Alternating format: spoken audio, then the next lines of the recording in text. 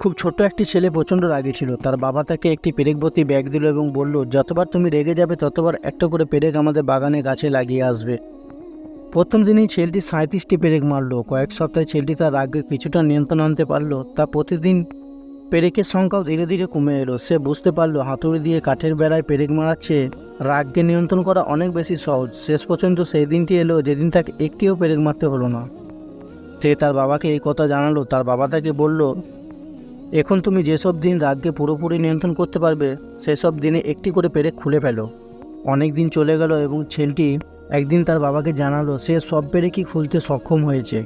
তার বাবা এবার তাকে নিয়ে বাগানে গেল এবং গাছটি দেখিয়ে বলল, তুমি খুব ভালোভাবে কাজটি সম্পূর্ণ করেছো। এখন তুমি তোমার রাগকে নিয়ন্ত্রণ করতে পারো। কিন্তু দেখো, প্রতিটা গাছে পেরেকের গর্তগুলো রয়ে গেছে। এই গাছের অবস্থা আগের মতো কখনোই ফিরে আসবে না।